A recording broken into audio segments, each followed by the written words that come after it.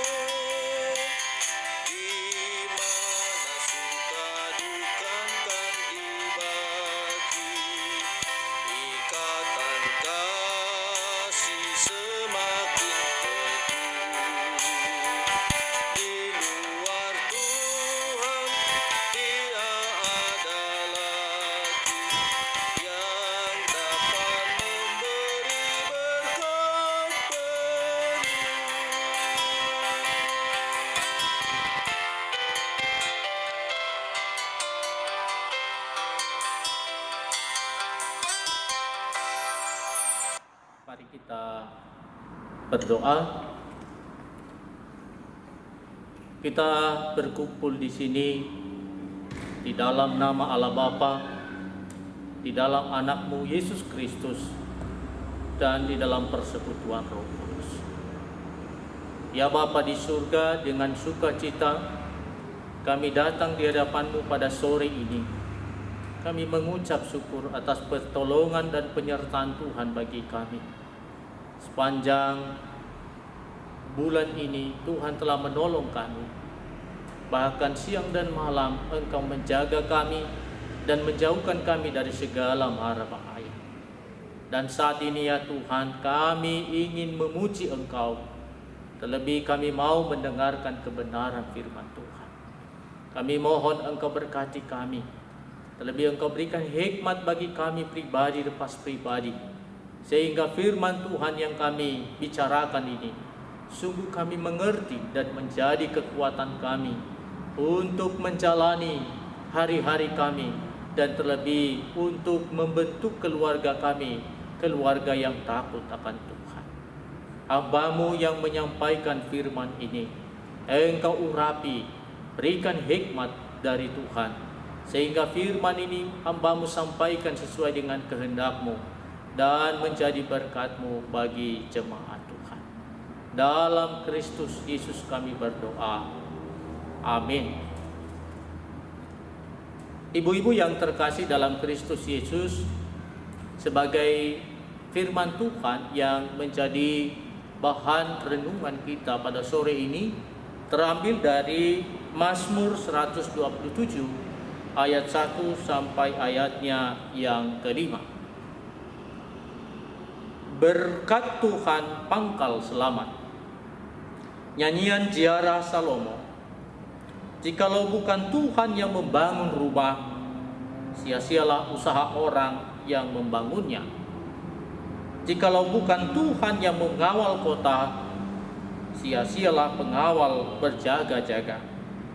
Sia-sialah kamu bangun pagi-pagi dan duduk-duduk sampai jauh malam, dan makan roti yang diperoleh dengan susah payah. Sebab ia memberikannya kepada yang dicintainya pada waktu tidur. Sesungguhnya anak-anak lelaki adalah milik pusaka daripada Tuhan, dan buah kandungan adalah suatu upah. Seperti anak-anak panah di tangan pahlawan, demikianlah anak-anak pada masa muda. Berbahagialah orang yang telah membuat penuh tabung panahnya dengan semuanya itu. Ia tidak akan mendapat malu apabila ia berbicara dengan sungguh-sungguh di pintu gerbang. Demikian pembacaan firman Tuhan. Ibu-ibu, salam. Selamat sore. Saya percaya kita semua dalam keadaan baik-baik, dalam keadaan sehat-sehat dimanapun kita berada. Walaupun kita selama 3 bulan lebih tidak bisa bersekutu bersama oleh karena kondisi COVID-19 yang masih merajalela. Tapi saya percaya bahwa penyertaan Tuhan bagi kita selalu kita rasakan. Pada saat ini, ibu-ibu, kita merenungkan firman Tuhan di bawah tema keluarga yang mengandalkan Tuhan. Keluarga yang mengandalkan Tuhan. Mengandalkan Tuhan itu berarti bersandar dan percaya bahwa Tuhan melakukan yang terbaik bagi kita. Mengandalkan Tuhan itu artinya mengutamakan Dia dalam kehidupan kita dan menjadikan Dia sebagai dasar dan fondasi dalam kehidupan keluarga kita, sehingga tidak mudah goyah, sehingga tidak mudah goncang, sekalipun banyak sekali tantangan, sekalipun banyak sekali persoalan yang kita hadapi di tengah-tengah dunia. Seperti firman Tuhan yang disampaikan oleh Tuhan Yesus mengatakan, carilah dahulu kerajaan Allah dan kebenarannya, maka semuanya akan ditambahkan kepadamu. Itu artinya bahwa mengutamakan Tuhan itu adalah segala-galanya bagi kita. Dan itulah yang membuat hidup kita lebih semangat, yang membuat kita semakin punya harapan. Ya, kita tidak mudah putus asa dalam kondisi apapun.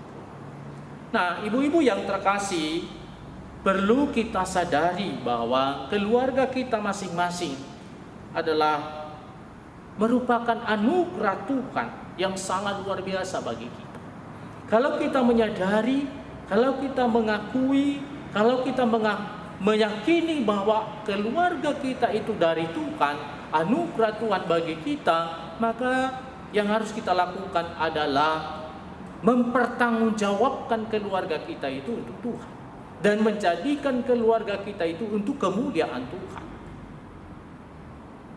Nah, oleh karena itu kembali pada tema ini, hanya ketika keluarga itu sudah menjadikan Tuhan sebagai andalannya. Keluarga kita masing-masing juga, ibu-ibu, pasti menginginkan yang namanya kebahagiaan. Pasti menginginkan keluarga yang harmonis, hidup yang penuh dengan berkat yang melimpah. Lalu pertanyaannya adalah bagaimana kita bisa merasakan supaya keluarga kita bahagia, supaya keluarga kita harmonis, supaya keluarga kita penuh dengan berkat yang melimpah. Tentu kembali kepada tema ini adalah keluarga mengandalkan Tuhan. Mengandalkan Tuhan. Dan itu yang tertulis dalam Yeremia 17 ayat 7 itu, ya, diberkatilah orang yang mengandalkan Tuhan dan menjadikan Tuhan sebagai harapan. Tentu ibu-ibu yang terkasih, firman Tuhan pada sore hari ini kita lihat dikatakan pada ayat yang pertama itu dikatakan, jikalau bukan Tuhan yang membangun rumah, sia-sialah usaha orang yang membangunnya. Jikalau bukan Tuhan yang membangun rumah tangga kita, maka sia-sialah rumah tangga kita. Ada banyak keluarga yang hancur, ada banyak keluarga yang berantakan. Oleh karena apa? Karena mereka mengandalkan diri sendiri. Mereka mengandalkan apa yang mereka punya. Mereka berpikir bahwa dengan adanya harta, dengan adanya berbagai fasilitas yang ada di rumahnya itu membawa kebahagiaan, dan seakan-akan tidak akan punya masalah di dalam keluarga. Tapi ternyata ibu-ibu tidak demikian. Ada banyak persoalan.